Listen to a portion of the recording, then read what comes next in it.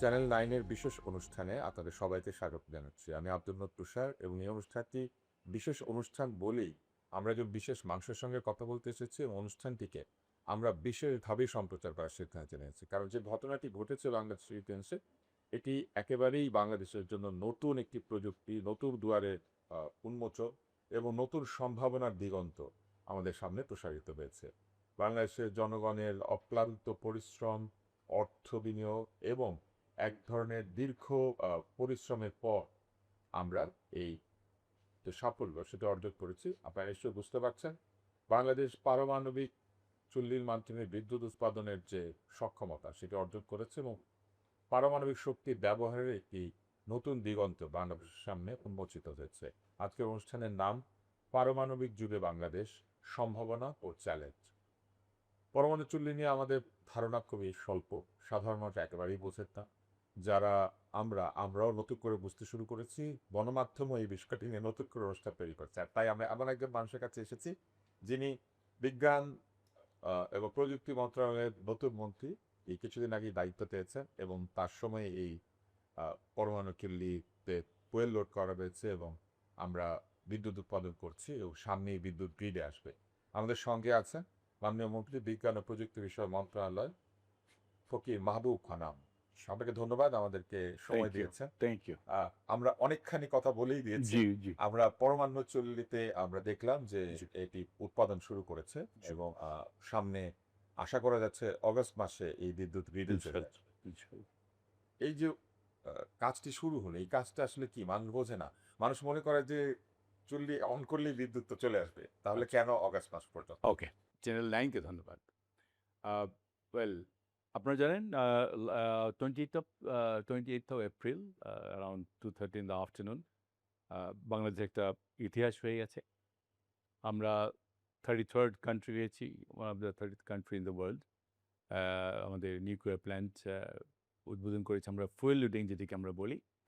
তো ফুয়েল লোডিংটি শুরু হয় আপনার it takes almost 3.5 months আমাদের বিদ্যুৎ জেনারেশনটা ন্যাশনাল গ্রিডে দেওয়ার জন্যে। এটা একটা প্রসেস আছে। প্রসেস মিনস আমরা ফুয়েল লোডিংটা চলবে অলমোস্ট এ উইক। আজকে পর্যন্ত আমি জানি যেটাকে বলে যে আমরা 163 অ্যাসেম্বলি যেটাকে বলে ফুয়েল অ্যাসেম্বলি। এই ফুয়েল অ্যাসেম্বলির এই পর্যন্ত 54 ফুয়েল অ্যাসেম্বলি আজকে পর্যন্ত গেছে। এবং টোটাল 163 যেতে it will take I think another 8 to 9 days. তার মানে এই প্রায় ২ সপ্তাহেরও বেশি ২ সময় সপ্তাহ ধরে ধীরে, লাগবে। ধীরে ইউরেনিয়াম এই চুল্লিতে প্রবেশ করে That's right. ব্যবহার করা শুরু হবে এবং এটা Absolutely. একটা তো chain reaction. It's a chain reaction. It's a chain reaction. এই চেইন রিঅ্যাকশনটা যাওয়ার পরে it will take a month almost. তারপরে আপনার একটা তাপমাত্রা আসবে। ওই চুল্লি তাপমাত্রাটা অনেক তাপ উৎপাদন। উৎপাদন করতে হবে। চেইন ওটাকে ওই যে আপনার চেইন রিঅ্যাকশন বলে ওটাকে। ওই চেইন রিঅ্যাকশনের পরে যখন 30% চেইন রিঅ্যাকশন হবে, তখন আপনার আমাদের আ আ বিদ্যুৎ উৎপাদন শুরু হবে। এবং আউট অফ মানে 1000 আ টু আ সরি 1200 যে আমাদের megawatt, as I said that middle of August আশা করি আমরা in between 300 to 350 মেগাওয়াট উৎপাদন করতে পারবো বলে আমাদের এখন ধারণা আছে ইনশাল্লাহ। এবং ওয়েল, এটা একটা আ আ লট অফ টেকনিক্যাল ব্যাপার আছে এখানে। এবং by end December or early জানুয়ারিতে আমার মনে হয় আমরা 1000 প্লাস আমরা বিদ্যুৎ ইনশাল্লাহ ন্যাশনাল গ্রিড দিতে পারবো। তার মানে ১ বছরের মধ্যেই আমরা প্রায় ১,০০০-১,২০০ মেগাওয়াট বিদ্যুৎ পাবো। পাবো ইনশাল্লাহ, ইনশাল্লাহ। তবে ১,১২০০ এর ক্যাপাসিটি ১,১২০০, আমরা মনে হয় ১,১০০ মেগাওয়াট পর্যন্ত এটা নিতে পারবো। বাহ! হ্যাঁ, আপনারা হয়তো এটাও জানেন যে অ্যারাউন্ড 60-70 মেগাওয়াট আ আ আমাদের ওই উৎপাদন প্ল্যান্টে দরকার সক্ষমতা হাতে রাখতে হবে রাখতে এবং হবে। প্ল্যান্ট নিজেই দ্যাটস ব্যবহার রাইট, করে তার দ্যাটস রাইট। নিজের। তো ইনফ্যাক্ট আমাদের উৎপাদন তো পুরোটাই হবে, উৎপাদন হবে। পুরোটা গ্রিডে আসবে। দ্যাটস রাইট, কিছুটা প্ল্যান্ট নিজে দ্যাটস রাইট, ব্যবহার করবে। That's right. তো এই জায়গাতে এসে মানুষ মনে করে যে ইউরেনিয়াম তো একটা জ্বালানির মতো হ্যাঁ, এবং দ্যাটস রাইট। এইটার যে সরবরাহ, এটাও কি জ্বালানি তেলের সরবরাহের মধ্যে কখনো সংকটে পড়তে পারে? কারণ মানুষ বোঝে না যে কতদিন এই জ্বালানি ব্যবহার করা যাবে, কতদিন পর্যন্ত এই জ্বালানি থাকবে চুল্লির মধ্যে। ওয়েল এটা তো আপনার আ যে ফুয়েলটা আমাদের ইয়ে থেকে আসে, আ রাশিয়া থেকে আসে, এটা সর্ট অফ আমাদের তো এগ্রিমেন্ট আছে একটা, লম্বা সময় এগ্রিমেন্ট আছে। এখানেই এই ফুয়েলই কোনো নিউক্লিয়ার ফুয়েল যেটাকে আমরা বলি, এটি কোনো স্কারসিটি আছে বলে আমার মনে হয় না। মানে এটা ক্ষয় হয়ে শেষ হয়ে যাবে। খাওয়া এটা এটা একটা এক্সাক্টলি নির্দিষ্ট সময় পর্যন্ত কাজ করবে দ্যাটস রাইট। এবং তারপরে এটা আবার বদলে দিতে হবে। বদলে এই দিতে হবে। সময়টা কতদিন? আমরা শুনেছি ৬০ আমরা বছর, এখন আবার হ্যাঁ, শুনেছি দ্য ৭০ বছর। লংজিভিটি আপনার আপনার আমাদের এই নিউক্লিয়ার প্ল্যান্টের রূপপুর নিউক্লিয়ার প্ল্যান্টের longevity 60 years, and it can be extended for another 20 years. তার মানে প্রায় ৮০ বছরের জন্য ৮০ বছরের জন্য আপনাদের এই এই আমাদের উৎপাদনে থাকে। that's right. এবং আমরা শুনেছি যে আ ১০ বছরের মধ্যে এই জ্বালানি পরিবর্তিত হবে এবং নতুন জ্বালানি আবার এর মধ্যে ঢুকবে। আ জ্বালানি বলতে আপনি কি ওই ইউরেনিয়াম। ইউরা ওয়েল না ইউরেনিয়ামটা আপনার আমরা তো এটা এভরি 1 ইয়ার অর আমাদের এভরি ১৮ মাস অথবা ১ বছরের মাথায় আমাদেরকে এই চেঞ্জ করতে হবে। আমরা এই মুহূর্তে ১৮ মাসের জন্য নিয়ে এসছি। আপনার আ আগামীতে হয়তো আমরা এটাকে উনারা বলছেন যে ১ বছরের মাথায় আনলে ভালো হয়। তাহলে হ্যাঁ, কি ১৮ মাস পর, পর নতুন জ্বালানি আসবে? যে জ্বালানিটি নষ্ট হয়ে গেল মানে স্পেন্ট ফুয়েল যেটা যে ইউরেনিয়াম দিয়ে আমরা বর্জ্যটা। বিদ্যুৎ উৎপাদন করেছি, এটা নিয়ে আমরা কি করব? এটা কি আমরা এটাকে এখানেই বর্জ্য রাখবো নাকি স্পেন্ট নিয়ে যাব? না এই স্পেন্ট ফুয়েলটার জন্য আমাদের একটা ওখানে একটা আ রিজার্ভার আছে। সেখানে ১০ বছর পর্যন্ত আমরা কিন্তু তার মানে ১০ বছর এটাই আমরা এটা আমরা রাখতে পারবো। এটা কোনো অসুবিধা হবে না। এবং এখনো নাকি নতুন এটা রাশিয়ান নিয়ে যাবে। আপনার রসায়ন কোম্পানি, যে কোম্পানি এটা করছে, ওরা কিন্তু এটা নিয়ে যাবে। They are ready to take this spent fuel এবং 10 years is a long time. কিন্তু এখন আবার আমরা আমাদের এখানেই ১০ বছর এটাকে রাখতে পারবো এবং ১০ বছরের মধ্যেই এরা এই পুড়ে যাওয়া ফুয়েলটা নিয়ে চলে নিয়ে যাবে। চলে যাবে এবং এবং সু আমাদের এইখানে কি তাহলে কোনো পরিবেশগত ঝুঁকি আছে? না, এটা এমনভাবে অ্যাকচুয়ালি এই যে 3 প্লাস জেনারেশন একটা নিউক্লিয়ার শুধু প্ল্যান্ট। বর্জ্য সংক্রান্ত ঝুঁকিটাই আমরা বলি। আমরা এরপর উৎপাদন আচ্ছা, ঝুঁকিতে আপনার ওয়েল না, নেই। কারণ অ্যাজ আই সেইড এটা আপনার ১০ বছরের মতো আপনার এমনভাবে এদেরকে রাখা হয়েছে রিজার্ভারে যে ওখানে কোনো লিকেজ বা ওরকম কিছু একটা পসিবিলিটি ইটস এ 0 ইটস ভূমিকম্প, প্রাকৃতিক আমার 8 to 9 রিঅ্যাক্টর স্কেলে কিন্তু আমরা ভূমিকম্প আমাদের ক্ষমতা আছে, ধারণ করার ক্ষমতা আছে। এমনকি আপনার ৪০০ টন আ কি বলবো ওজনের যদি কোনো এয়ারক্রাফট এ গিয়ে পড়ে আমাদের রিঅ্যাক্টরে, সেটারও আমাদের উই ক্যান ফেস দ্যাট। আমার কোনো প্রবলেম হবে না ইনশাআল্লাহ। তাহলে এটা বর্জ্যর দিক থেকে সুরক্ষিত এবং সুরক্ষিত এখানে যে বর্জ্য ইনশাআল্লাহ। উৎপাদিত হবে সেটা যারা আমাদেরকে জ্বালানি সরবরাহ জি, করছেন তারাই এটা জি। নিয়ে যাবেন এবং তারাই অ্যাবসোলিউটলি, সেটার ব্যবস্থা করবেন। অ্যাবসোলিউটলি। আমাদের বর্জ্য ব্যবস্থাপনা করতে হবে না। তাদের সঙ্গে আমাদের কি বর্জ্য ব্যবস্থাপনার কোনো চুক্তি আছে বা কোনো MOU? আছে। নিশ্চয়ই চুক্তি আছে। চুক্তি আছে আমাদের সাথে। শুধু চুক্তি অনুযায়ী তো ওরা নিয়ে যাবে এটা। We have an agreement. We have agreement with them. এটার আ যে প্রক্রিয়া, খরচ এগুলি কি আপনারা নির্ধারণ করেছেন না এর মধ্যে পড়ে? ওয়েল কন্ট্রাক্টে সবকিছুই ইন ডিটেইলস দেওয়া আছে। আ আ এখান থেকে ওরা ওরা নিয়ে যাবে। আ সবকিছুই is they are suppose to bear all the expenses. তাহলে এখানে বাংলাদেশের সেরকম কোনো ঝুঁকির সম্ভাবনা নেই। নাই, এইবার আমরা অন্য ইনশাআল্লাহ। ঝুঁকিতে আসি। জি। ভূমিকম্পের বিষয়ক আমরা জিজ্ঞাসাই করেছি। অনেকেই এটা আসলে এক ধরনের গুজবও বলা যায় অথবা একটা ভুল ধারণাও বলা যায়। অনেকেই বলছে যে এই ধরনের চুল্লি মানে আমরা চালানোর সক্ষমতা রাখি না, আমাদের লোকজন নাই। আ আমরা এটা কোনো একটা দুর্ঘটনা ঘটিয়ে ফেলবো। তখন আমরা কি করব? এরকম অসংখ্য কথাবার্তা হচ্ছে। এগুলি ওয়েল নিয়ে আপনি একটু বলেন। ওয়েল আপনারা জানেন যে গত ২৮ তারিখে রাশিয়ান যে কোম্পানি রোসাটম এসেছিল। আমার মাননীয় প্রধানমন্ত্রীর সাথে we met honourable prime minister এবং ওই জায়গাতেই আমাদের আপনার যে কথাগুলি আমরা এক্সপ্লেইন করেছি উইথ দ্য রাশিয়ান রিপ্রেজেন্টেটিভ। আজকের এই নিউক্লিয়ার প্ল্যান্ট নিয়ে আমরা তো নানা রকমের কাহিনী শুনেছি। কিন্তু I have gone deep into ইট। হ্যাঁ? সেটা তো আপনাকে যেতেই হবে। যেতেই হবে। আপনি ঝুঁকি নিতে ইউ নো পারবেন না। আই থিংক এটা এখন is a out of the need now electricity. সারা দুনিয়াতে এখন আপনার যেমন গ্যাস এবং ফুয়েল ক্রাইসিস হচ্ছে। আমার মনে হয় ইন ফিউচারে আমাদের এই নিউক্লিয়ার প্ল্যান্টের দিকে যেতে হবে। যেতে হবে। এবং আমাদের মাননীয় প্রধানমন্ত্রী কিন্তু আমাকে বলেছিলেন যে আপনি সমস্ত সেফটি সিকিউরিটিকে ঠিক রেখে যত তাড়াতাড়ি পারেন এই নিউক্লিয়ার প্ল্যান্টটা কমিশন শুরু করেন। মানে অ্যাকর্ডিংলি কিন্তু আমরা রাশিয়ানদের সাথে যোগাযোগ করে এই যে গত ২৮ তারিখে যে আমাদের কমিশনটা হয়ে গেল, ফুয়েল লোডিং হয়ে গেল, এটি কিন্তু মাননীয় প্রধানমন্ত্রী একটা একটা দিক নির্দেশনা ছিলেন। উনি এই সময়ে যে আমাদের বিদ্যুৎ উৎপাদন দরকার, এটা উনি অনুভব করেই কিন্তু আমাদেরকে বলেছিলেন এবং accordingly we have done that এবং ইনশাল্লাহ সেকেন্ড রিয়েক্টর নিয়ে কিন্তু কথা হয়েছে কিন্তু। এটা হয়তো অনেকেই জানবে না এবং ওখানকে যে রোসাটমের যে ডাইরেক্টর জেনারেল এসেছিলেন, হিজ এক্সেলেন্সি মিস্টার লিখোচেভ, ওনাকে আমরা বলেছি, মাননীয় প্রধানমন্ত্রী বলেছেন যে আজকে 28th এপ্রিল 2026-এ আপনি যে আজকে ফুয়েল লোডিং করে গেলেন, আমরা যেন আগামী 1 বছরের মাথায় কিন্তু we are suppose two fuel load for the second reactor as well. তো আমরাও বলেছি, আমার মাননীয় প্রধানমন্ত্রী শক্ত করে বলে দিয়েছেন যে আগামী এই সময় এই 28 এপ্রিলে যেন আপনি এসে আমাদের সেকেন্ড রিয়েক্টরটা আবার ফুয়েল লোডিং করেন। তার মানে এর মধ্যে সরকার দীর্ঘমেয়াদী যে চিন্তা সেটা করে ফেলেছেন এবং করে যত দ্রুত সম্ভব এখান থেকে অ্যাবসলিউটলি, সর্বোচ্চ সক্ষমতায় নেওয়ার চেষ্টা দ্যাটস অ্যাবসলিউটলি। এই বিদ্যুতের তো আরো একটি ভালো দিক রয়েছে যে আমাদের যে বিদ্যুৎ উৎপাদনের ব্যয় সেটা ব্যালেন্স করার জন্য এই এই চুল্লির যে উৎপাদন ব্যয় সেটাকে ব্যবহার করা যাবে, কারণ এটা তো উৎপাদন ব্যয় কম। উৎপাদন ব্যয় কম। It will be definitely.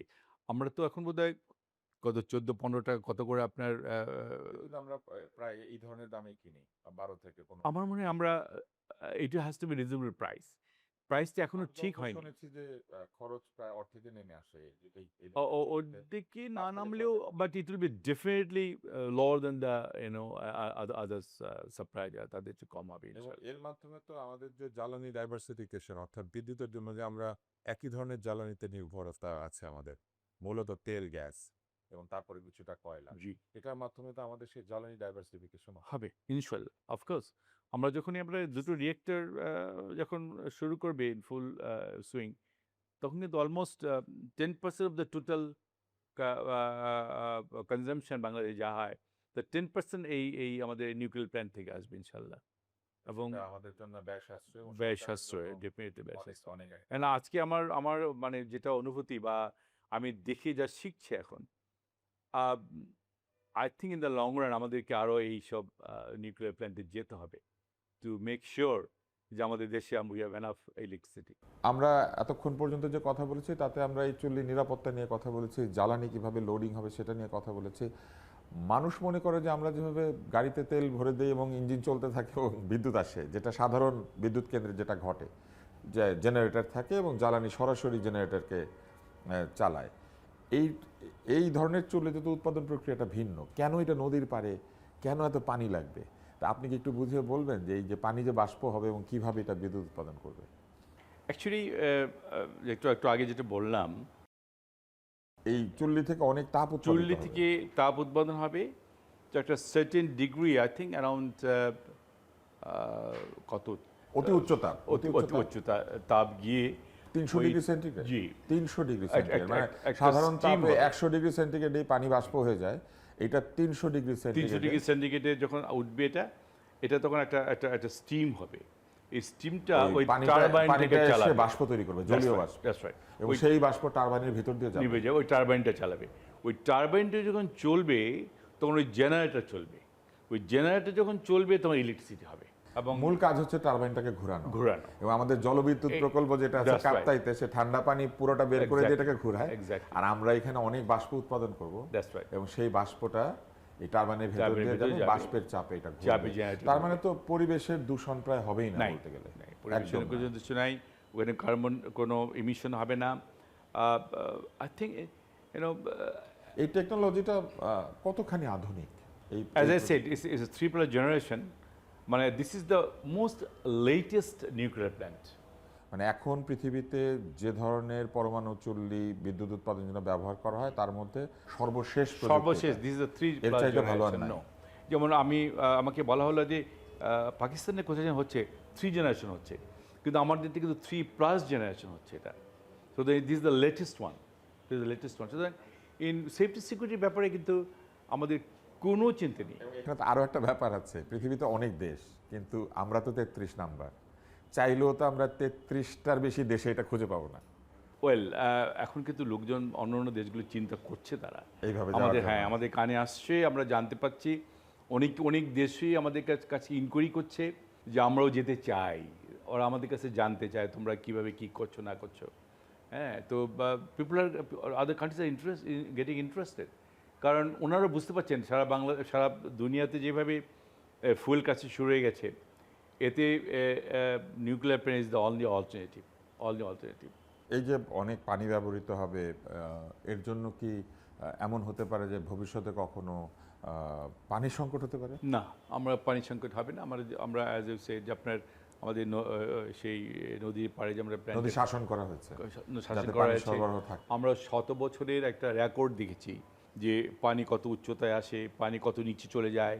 সুতরাং we made all kinds of কি বলে হোমওয়ার্ক। মানে দুষ্ট লোকদের অনেক কথাই, অনেক, হ্যাঁ, অনেক কথাই দুষ্ট অনেক কথা। হ্যাঁ, অনেক হোমওয়ার্ক আচ্ছা। হয়েছে এটার উপরে, এবং এই হোমওয়ার্কের পরে কিন্তু আমরা ওই জায়গাটা চুজ করেছি আমরা, এবং পানির কত বাড়ে কত সব কিছু কিন্তু অনেক এক্সপেরিমেন্ট করেই কিন্তু এই জিনিসটা করা হয়। সুতরাং ওদিকে আমাদের কোনো ভয় নেই, কোনো ভয় নেই। তার মানে এই মুহূর্তে সবচেয়ে নিরাপদ, সবচেয়ে কম খরচে বিদ্যুৎ উৎপাদনের যে প্রক্রিয়া রয়েছে, Just right. সবচেয়ে পরিবেশ বান্ধব Absolutely. এবং একই সাথে আমাদের জন্য একটি অ্যাপ্রোপ্রিয়েট প্রযুক্তি, লাক্সই প্রযুক্তি, Absolutely. এটাই হচ্ছে এই পরমাণু চুল্লি।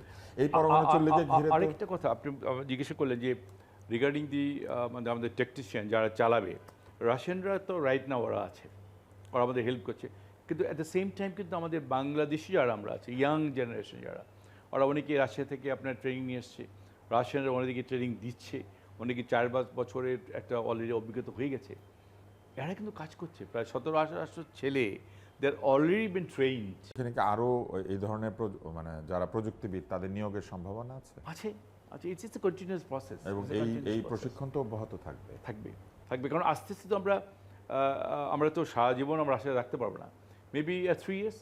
তো এই উইদিন নেক্সট 3 ইয়ার্সের মধ্যে এই রাশিয়ান টেকনিশিয়ানদের টেকনিক্যাল ট্রান্সফার অটোমেটিক হয়ে যাবে, because we have to, as you said, it will run for 60 years বা 60 প্লাস অ্যানাদার টিল 80 ইয়ার্স। সুতরাং এটাকে আমাদেরকে নিজেদের টেকনিশিয়ান, নিজেদের ইঞ্জিনিয়ার, নিজেদের সায়েন্টিস্টগুলো আমাদের নিজেদের করতে হবে, আর ইজ ইন দ্য প্রসেস। এখানে তো আরো একটা সম্ভাবনা উন্মুক্ত হচ্ছে, সেটা হচ্ছে আমাদের এই চুল্লিতে যারা কাজ করবেন, ভবিষ্যতে এই ধরনের চুল্লি অন্যান্য দেশে তৈরি হলে, এবং সেখানে অনেক দেশই আছে যেখানে এই ধরনের প্রযুক্তিবিদ নেই অথবা তাদের জনসংখ্যাই কম, এরকম জায়গাতে তারা কাজেরও সুযোগ পেতে পারেন ভবিষ্যতে। অর্থাৎ আমাদের এখানে তারা কাজ করছেন, ভবিষ্যতে তারা পৃথিবীর অন্যান্য দেশে হয়তো যেতে পারবেন। একদম opportunity এটা ভালো তৈরি কথা হচ্ছে। বলেছেন। There is definite opportunity, because আরও নতুন নতুন যখন অন্য কোথাও কোনো দেশে নিউক্লিয়ার প্ল্যান্ট হবে, দে মে হায়ার পিপল ফ্রম আস। অথবা আমাদের It's অভিজ্ঞতা possible. শেয়ার করতে Yes, পারবে, possible. আমাদের লোকজন কনসালটেন্সি করতে পারবে। Absolutely. তার মানে তো এটা একটা বৃহৎ একটা সম্ভাবনা। শুধু তাই না, আমরা এই চুল্লিটাকে এখন কিন্তু ব্যবহার করতে পারবো আমাদের ছেলে মেয়েদেরকেও পরমাণু শক্তি সম্পর্কে শিক্ষা দেওয়ার জন্য, হাতে কলমে। জি, কেননা পৃথিবীর বহু দেশে তো তারা বইয়ে শুধু এই চুল্লির That's প্রযুক্তি right. পড়ে, এখন আমাদের প্রকৌশলীরা Practical. সরাসরি গিয়ে এটা দেখতে কাজ পারবে। করছে। তার মানে এইখানে একটা যুগান্তকারী পরিবর্তন হচ্ছে। That's right. এবং একই সাথে আমরা আরেকটা পরিবর্তন দেখেছি, রূপপুর এলাকাটাও বদলে গিয়েছে। এই যে গত কয়েক বছরের উন্নয়ন এবং এই যে আপনারা যেটাকে অব্যাহত রেখেছেন, রূপপুর এলাকাতে একটা অর্থনৈতিক কার্যক্রমের সূচনা হয়েছে, হয়ে গেছে। এটাও কি বাড়বে বলে মনে করেন? বাট ওয়েল, আমি যেমন সেদিন 28 তারিখে বলে এসেছি, রূপপুরবাসী যারা আশেপাশে যারা আছে ওদেরকে একটা কথা বলেছি যে আপনারা তো কষ্ট করেছেন একদিন, কারণ ইট ওয়াজ এ হমঙ্গাস জব, কিন্তু তাই না, একটা ভীষণ কর্মকাণ্ড ছিল। দিন রাত ট্রাকের যাতায়াতের শব্দ অন্তত নিতে Exactly. হয়েছে। আমার হ্যাঁ। আশেপাশে যারা ছিল তারা নিশ্চয়ই বিরক্ত হয়েছে। হ্যাঁ, মাটি ওনাদেরকে আমি গর্ত বলে হচ্ছে, এসেছি যে ময়লা হচ্ছে, উই আর রাস্তাতে সরি ফর হচ্ছে। দ্যাট, কিন্তু এখন তো আপনারা সুবিধা বুক করবেন। এখন আপনাদের এটা তো একটা আপনার একটা টাউনশিপ হয়ে গেছে, তো একটা আশেপাশে যারা আছে তারা তখন এটার মানে সুবিধা পাবে, অনেকেই পাবে, চাকরি হবে তাদের। এখন ওটা তো আপনার একটা sort of half Russian city হয়ে গেছে, অ্যান্ড বাংলাদেশিরা দে স্টার্ট স্পিকিং রাশিয়ানস, অ্যান্ড রাশিয়ানরাও অনেক রাশিয়ান আছে যারা বাংলা শিখেছে। And তো আপনারা এটা দেখবেন দুই দেশের একটা দোকানগুলি- কূটনৈতিক সম্পর্কের ক্ষেত্রে একটা Absolutely. দীর্ঘমেয়াদী একটা সম্পর্ক আমি আমাদের সেদিন স্থাপিত আপনার হলো। রাশিয়ান হিজ এক্সেলেন্সি মিস্টার লাকিচুমকে বলেছি, ওনাদের বলেছি যে 1971-এ রাশিয়ান আমাদের সাপোর্ট করেছিল for independence, and to clean up the mass রাশিয়ানরা কিন্তু এসেছিল আমাদের যে আমাদের এখানে যে মাইন ছিল আমাদের কর্ণফুলী নদীর মোহনায়, সেটা তারা পরিষ্কার করে দিয়েছিলেন এবং রাশিয়ান কয়েকজন মৃত্যুবরণ করেছে। এবং এটা আমি বলেছি যে আজকে এই আপনাদের এর উপর নিউক্লিয়ার প্ল্যান্টে আওয়ার রিলেশনশিপ রিবর্ন হয়েছে, বন্ডেজটা আবার নতুন করে বাড়লো। এবং নেক্সট টাইম আমাদের মাননীয় প্রধানমন্ত্রী কিন্তু সেদিন বলেছেন ওনাদেরকে যে আমরা শুধু নিউক্লিয়ার প্ল্যান্ট কেন, আমাদের আরও তো উই ক্যান এক্সপ্লোর আমাদের বিজনেস অলসো রাশিয়া। এই কথাটা কিন্তু মাননীয় প্রধানমন্ত্রী ওনাদেরকে বলেছেন। তার মানে আমাদের ব্যবসা বাণিজ্য, কূটনৈতিক সম্পর্ক, দুই দেশের মধ্যে প্রযুক্তির আদান প্রদান, এমনকি শিক্ষার যে আদান প্রদান, এই সব জায়গাতে একটা নতুন সম্ভাবনা তৈরি হলো। এবং রাশিয়া পৃথিবীর একটি গুরুত্বপূর্ণ এবং শক্তিশালী দেশ। এরকম একটি দেশের সঙ্গে আমাদের এক ধরনের মৈত্রী, দীর্ঘমেয়াদী একটা বন্ধনও তৈরি করার ক্ষেত্রে এই পারমাণবিক প্রকল্প কাজে লাগবে। আরেকটা জিনিস মানুষ জানতে চায়, এত ভালো, কিন্তু আমরা কি ভবিষ্যতে আরও এরকম করতে পারবো এবং ওই জায়গাতে গিয়ে এক্সপ্যানশনের সুযোগ আছে? আছে, ওই জায়গায় অলরেডি পাশেই বোধহয় আরও বেশ কিছু একর, 400-500 একর জায়গা আছে, আরও চল্লি তৈরি করা সম্ভব। এখন তো শুনতেছি আপনার, আমরা অবশ্য খোঁজ নিয়েছি এটা নিয়ে।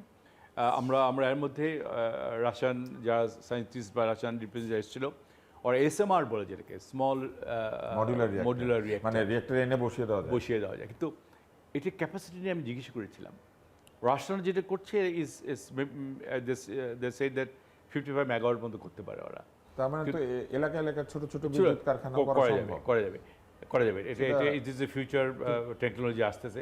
এবং আমি শুনতেছি যে চায়না বা আমেরিকানরা আর একটু বড় করতে পারে, অলমোস্ট সরকারি প্রযুক্তি অন্বেষণ করবে সামনে, আরো ভালো কিছু আনা যায়, অথবা এটাকে আরো বড় করা। এত বড় না করে যদি আমরা ছোট ছোট যদি আপনার এই নিউক্লিয়ার প্ল্যান্ট চিন্তা ভাবনা করি, we can also explore in near future.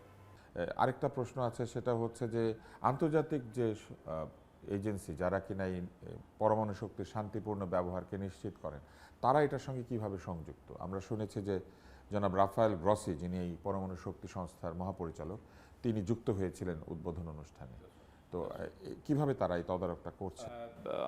আমরা যখন 28 এপ্রিল আমরা যখন এটাকে উদ্বোধন করি, আমরা যখন কমিশন করি বা ফুয়েল রিডিং করি, সেদিন কিন্তু আপনার IAEA এর যে ডিজি মিস্টার রাফায়েল গ্রসি, উনি কিন্তু বার্তায় ছিলেন, উনি কিন্তু আপনার ভিডিও বার্তায় ছিলেন।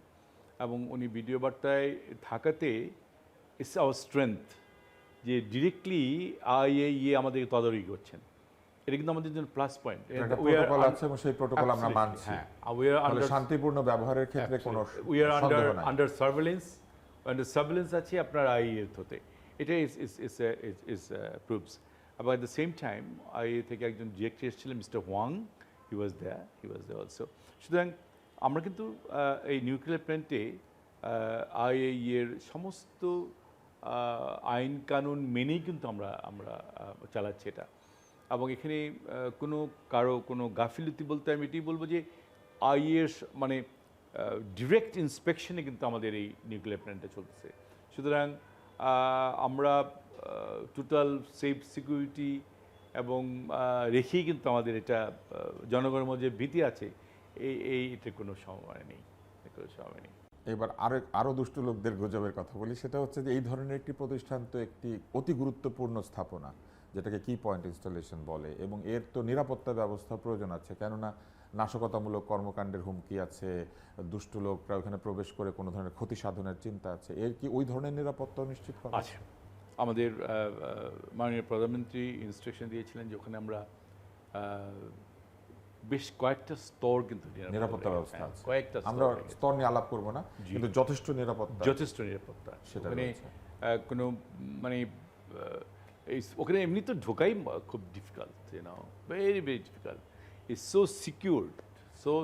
আমরা তো you can't fly, non fly zone, কিন্তু এটা উপর দিয়ে কিছু যেতে পারবে না, পাখি ছাড়া। কিন্তু পাখিরা নিরাপদ, কারণ কোনো পরিবেশ দূষণ হচ্ছে না। তো আমরা খুবই আশ্বস্ত হচ্ছি আপনার সাথে কথা বলে। এবং আমরা যতদূর জানি যে বিজ্ঞান মন্ত্রণালয় এবং তার অধীনে যে পরমাণু শক্তি কমিশন, তারা অনেক দিন থেকে শান্তিপূর্ণভাবে এই পরমাণু শক্তি ব্যবহার করে। ফলে আমরা পরমাণু শক্তির ব্যবহার ঠিক জানি না, এই কথাটা তো ঠিক না। আমরা তো অনেক দিন থেকে পরমাণু শক্তি বিভিন্ন শান্তিপূর্ণ কাজে ব্যবহার করছি। এবং আমাদের দেশে একটা পরীক্ষামূলক ছোট রিঅ্যাক্টরও আছে যেটা এই কাজে লেগে থাকে। তো এই স্বাস্থ্য বিষয়ক, চিকিৎসা বিষয়ক কিংবা খাদ্যের নিরাপত্তা বিষয়ক যে কাজগুলি পরমাণু শক্তি কমিশন করে, এগুলিকে আপনারা ধীরে ধীরে আরও বাড়াবেন এবং আরও আধুনিক করবেন? হ্যাঁ, ইনশাল্লাহ ইনশাল্লাহ আমরা করবো। এটা আমাদের অলরেডি নজর আছে এবং আইএইএর সাথে কথা বলছি আমরা, ওনাদের সাহায্য সহযোগিতা নিয়ে আমরা এই যে আপনার যে ইয়েগুলো আমি ডাক্তার হিসেবে জানি যে এখানে পরমাণু আইসোটোপ ব্যবহার করে ক্যান্সারের চিকিৎসা হ্যাঁ। হয়, ক্যান্সার পরীক্ষা জি, হয়, তারপরে এই পরমাণু শক্তি ব্যবহার করে খাদ্যের যে নিরাপত্তা, অনেক right. খাদ্যকে জীবাণুমুক্ত করা হয়, বীজের জন্য ব্যবহার করা হয়, বীজ সংরক্ষণে, মানে আমি যতটুকু জানি আর কি। এবং এর সাথে সাথে এক ধরনের বোন চিপ তৈরি করা হয়, যেটা কিনা যাদের হাড় ভেঙে যায়, আমরা ওই ভেঙে যাওয়া হাড় যদি না থাকে, ওই জায়গা মেরামত করার জন্য আমরা বোন চিপ ব্যবহার করি। এটা অনেক দিন থেকে আমরা করছি। তো এই যে স্বাস্থ্য বিষয়ক, খাদ্য বিষয়ক এবং অন্যান্য বিষয়ে যে শান্তিপূর্ণ ব্যবহার, মানুষ কিন্তু এটাও জানে না। তো আমরা কি আপনার মাধ্যমে এটাও আপনাকে অনুরোধ করতে পারি দর্শকদের হ্যাঁ, তরফ হ্যাঁ। থেকে, যে মানুষকে কি একটু জানানো সম্ভব এই বিষয়গুলি? কেননা মানুষ তাতে এক ধরনের গর্ব অনুভব করে যে আমরা এই কাজগুলি পারি, বাংলাদেশ পিছিয়ে নাই। না, ডেফিনেটলি আপনার এই যে আমাদের যে অ্যাটমিক কমিশন, এনার্জি কমিশন যে আছে, ওখানে কিন্তু এসব সব কিছু হচ্ছে। অনেকেই তো আপনার ক্যান্সারের উপরে অনেকেই যেটা বাইরে হয় না, সেটা কিন্তু আমাদের অ্যাটমিক এনার্জি হচ্ছে এটা। এবং সুতরাং there is সারা a দেশে scope. সারা দেশে আপনারা এই সেবাটা দ্যাটস দিচ্ছেন। রাইট। এবং অনেকেই অ্যাজ ইউ সেইড অনেকেই জানে না কিন্তু। কিন্তু আমাদের মধ্যে আর একটু I wouldn't say marketing, but we have to inform people যে আমাদের এই অ্যাটমিক এনার্জি এই আমরা করি। তার মানে পরমাণু শক্তি ব্যবহারের যে সক্ষমতা, এটা তো আমাদের আছে এবং আমরা Definitely শান্তিপূর্ণ আছে। কাজে অনেকদিন থেকে এটা Absolutely, ব্যবহার করছি এবং আমাদের রোগীরা উপকৃত হচ্ছেন। ডেফিনেটলি। তো এই যে একটা চমৎকার কাজ আপনাদের মন্ত্রণালয় করছে, এছাড়াও মন্ত্রণালয় তো আরও অনেক ধরনের কাজ করে। এই মন্ত্রণালয়ের বিজ্ঞান এবং প্রযুক্তিকে শুধু সামনে এগিয়ে যাওয়া নয়, একটা বিজ্ঞান ভিত্তিক সমাজ তৈরি করার ক্ষেত্রেও আপনাদের একটা বড় অবদান আছে।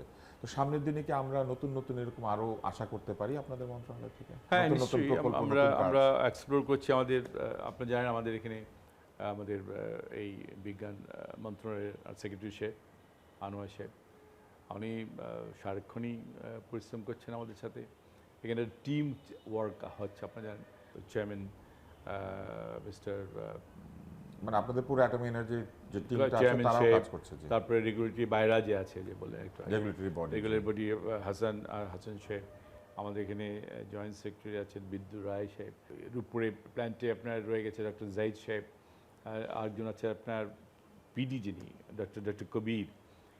এনাদের কিন্তু ভীষণ এই আপনাদের একজন উপদেষ্টা আছেন ভীষণ মনে হয়, রেহান সাহেব। রেহান সাহেব আছেন, উপদেষ্টা আছেন। তো আমাদের যে পরিশ্রম সবার একটা ইস kind of team work. And last few weeks আমাদের মাননীয় প্রধানমন্ত্রীর নির্দেশের পরে এই যে যাদের নামগুলি বললাম, এরা কিন্তু সারাক্ষণ কাজ করছিল। তো একটা বিজ্ঞান ভিত্তিক সমাজ তৈরি করার প্রতিশ্রুতি রাজনৈতিকভাবে আপনাদের ছিল, ছিল এবং আপনারা বলেছেন যে একটা মেধাভিত্তিক সমাজ তৈরি করবেন, যেখানে মেধাবীদেরকে জি। আপনারা সামনে এগিয়ে নিয়ে আসবেন এবং একটা মেধাভিত্তিক বাংলাদেশ তৈরি করবেন, যোগ্যতার ভিত্তিতে করবেন। তো এই প্রক্রিয়াগুলিকে আমরা সামনের দিকে আরো অগ্রসর হচ্ছে দেখতে পাবো। নিশ্চয়ই, ইনশাল্লাহ, ডেফিনেটলি আমাদের মন্ত্রণালয়ে কাজ করছি, আমরা কাজ করছি। আপনি তো একটু আগেও বললেন যে এই যে মেধা, এগুলো we have to explore all this brilliant বয়েস।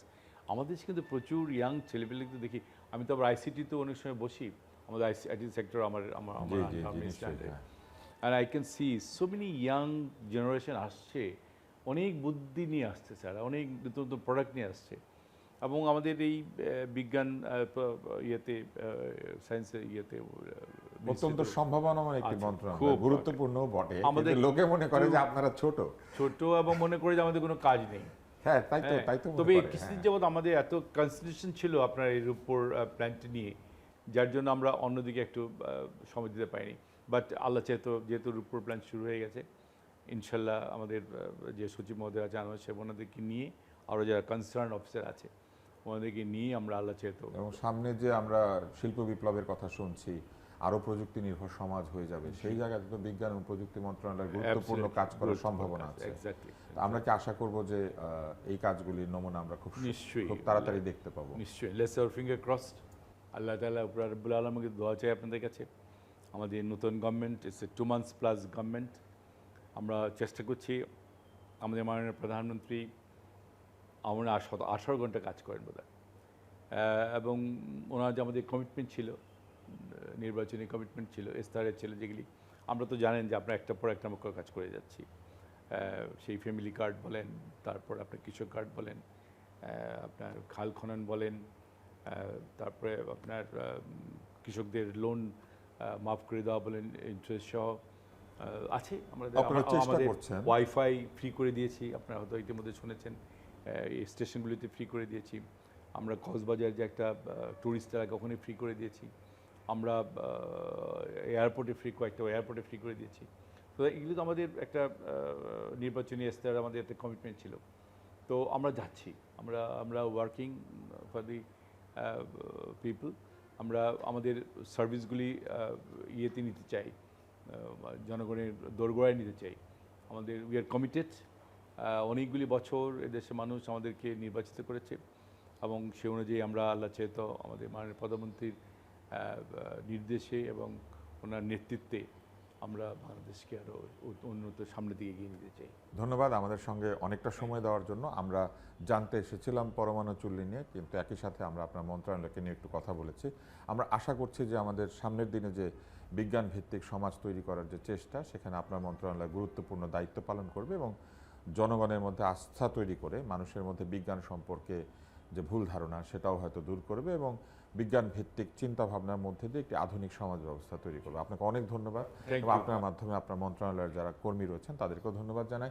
চ্যানেল 9 এর দর্শকদের তরফে আমি আজকে এখানে হাজির হয়েছিলাম, মূলত আমিও জানতে এসেছিলাম এই পরমাণু চুল্লি নিয়ে এবং আমরা যা শুনেছি তার মধ্যে বেশ কিছু বিষয় আমরা আশ্বস্ত হয়েছি। তার মধ্যে একটি হচ্ছে এই চুল্লির নিরাপত্তা ব্যবস্থা, একটি হচ্ছে এর যে জ্বালানি ব্যবহারের সক্ষমতা, একটি হচ্ছে এই চুল্লি কীভাবে আমাদের অর্থনীতিতে তার অবদান রাখবে এবং পাশাপাশি আমাদের প্রযুক্তিগত যে উৎকর্ষ সেইখানে আমাদের যারা আমাদের প্রকৌশলী, আমাদের যারা বিজ্ঞানী তাদেরকে একটা নতুন দিগন্তে নিয়ে যাবে এবং আমাদের কূটনৈতিক সম্পর্কের ক্ষেত্রে এই চুল্লির একটি বড় ভূমিকা রয়েছে। এই চুল্লিটি পরিবেশ বান্ধব, অর্থাৎ শুধু যে মানুষের জন্য ভালো তাই না, পাখি এবং অন্যান্য যারা প্রাণী রয়েছেন এবং পরিবেশের অন্যান্য যে অংশগুলি রয়েছে তার জন্য এই চুল্লি যথেষ্ট নিরাপদ। এবং শুধু তাই নয়, এই চুল্লির যে নিরাপত্তা ব্যবস্থা এটির অনেকগুলি ধাপ রয়েছে, ফলে একটি ব্যর্থ হলেই যে এই চুল্লি আমাদের জন্য বিপদের কারণ হবে তাও নয়। এবং এটি যে ভবিষ্যতে আরও বড় হবে, বড় হবার সম্ভাবনা রয়েছে এবং পরিকল্পনা রয়েছে সেটাও আমরা জেনেছি। এবং পাশাপাশি আমরা আজকে এই বিজ্ঞান মন্ত্রণালয় যে অন্য কাজগুলি করছে, শান্তিপূর্ণভাবে পরমাণু শক্তির ব্যবহার করছে এবং অন্যান্য যে খাতগুলি রয়েছে বিজ্ঞান এবং প্রযুক্তি, সেখানেও তার নেতৃত্ব অব্যাহত রেখেছে, এটাও জানতে পেরেছি। আমরা আশা করছি যে আমাদের বাংলাদেশের জন্য যা কিছু প্রয়োজনীয়, যা দরকারি, সেই কাজের ধারাবাহিকতা অক্ষুণ্ণ থাকবে এবং মানুষের জন্য যা দরকার সেটা সব কিছুর ঊর্ধ্বে উঠে আমাদের সরকারগুলি করতে থাকবেন। কেননা দিনের শেষে আমাদের যা প্রয়োজন সেটি করাই হচ্ছে সরকারের দায়িত্ব এবং আমাদের যে সরকারি ব্যবস্থা সেটির দায়িত্ব। আমাদের জীবন আরও সহজ হোক এই ধরনের নতুন নতুন প্রযুক্তি ব্যবহার করার মাধ্যমে এবং প্রযুক্তি নিয়ে আমাদের মধ্যে যে ভুল ধারণা সেটাও দূর হয়ে যাক। আশা করছি ভবিষ্যতেও আমরা এরকম বিশেষ অনুষ্ঠান নিয়ে আপনাদের সামনে আসতে পারবো। যত বিশেষ কাজ হবে তত বিশেষ অনুষ্ঠান হবে এবং এই মন্ত্রণালয়েরও বিভিন্ন কাজ নিয়ে হয়তো আমরা সামনে আরও অনুষ্ঠান তৈরি করতে পারবো। বিশেষ করে এই পরমাণু চুল্লিটা সম্পর্কে আমাদের ভালো করে আরও জানা দরকার, কেননা ওইখানে তো যাওয়া যাবে না। মাননীয় মন্ত্রী কিন্তু বলেছেন যে সবাই ওখানে যেতে পারবে না, তো যেখানে সবাই যেতে পারে না সেটা না গিয়েও যাতে আমরা জানতে পারি, এই জানাটা খুব জরুরি। বাংলাদেশের সমস্ত মানুষ যেন বুঝতে পারে যে তার ঘরে যে আলো জ্বলছে সেই আলোর মধ্যে খানিকটা এই চুল্লির অবদান রয়েছে, এই পরমাণু শক্তির অবদান রয়েছে। আপনাদের সকলকে অনেক অনেক ধন্যবাদ।